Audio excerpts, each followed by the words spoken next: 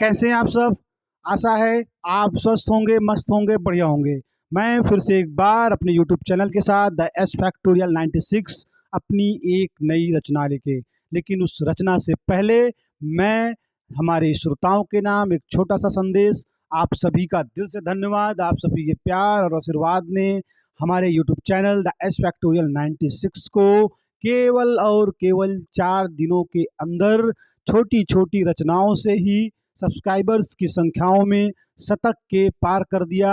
ये सब आपके सपोर्ट और आपके आशीर्वाद से हुआ। आप सभी को दिल से प्रणाम। आप सभी को अचरज हो रहा होगा कि आज मैं हेलमेट लगा के आया हूँ और मेरे कपड़े पूरे ब्लैक हैं। कपड़े ब्लैक, हेलमेट ब्लैक। ये यूजीसी के जरिए, हमारी कविता के जरिए और मेरे जरिए सरकार के नाम एक संदेश, और ये उसका विरोध करने का तरीका है।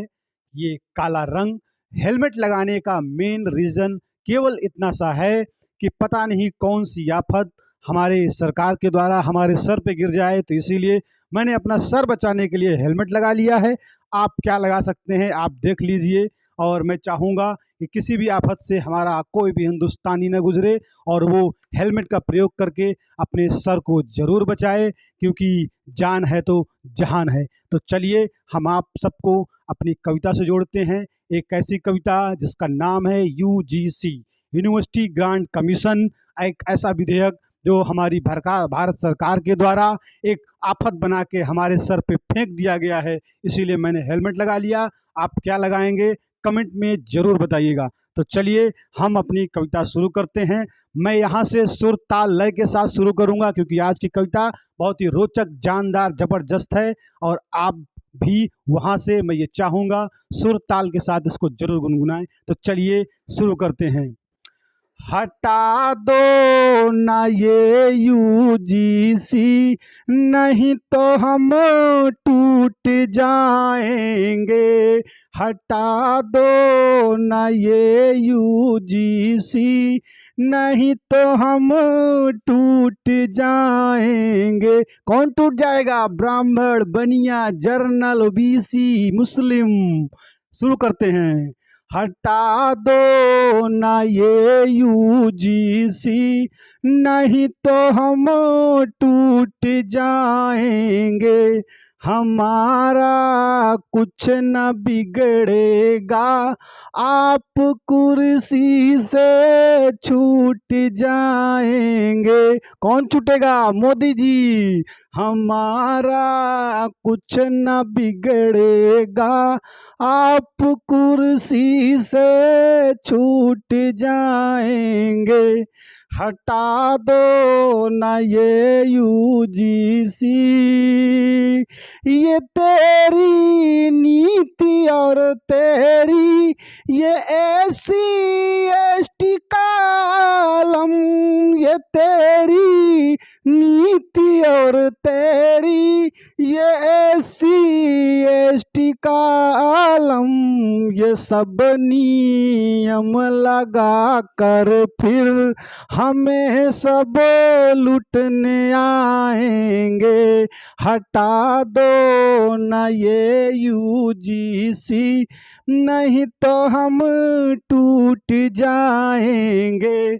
हमारा कुछ न बिगड़ेगा, हमारा कुछ न बिगड़ेगा, आप कुर्सी से छूट जाएंगे।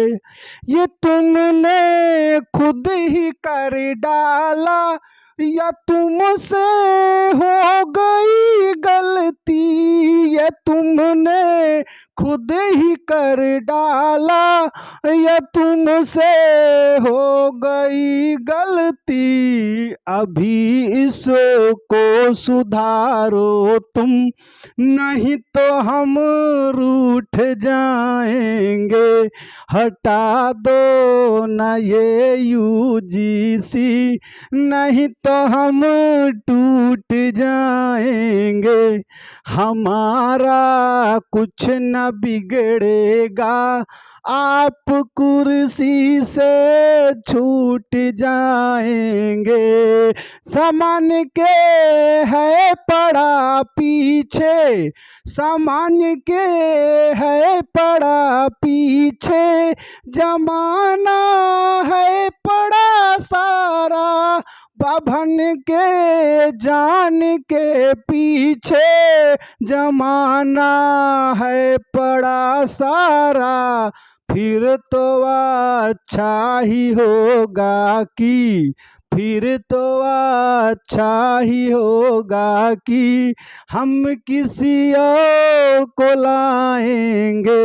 हटा दो ना ये यूजीसी, नहीं तो हम रूठ जाएंगे, नहीं तो हम रूठ जाएंगे। धन्यवाद, आदाब, नमस्कार, सत श्री अकाल।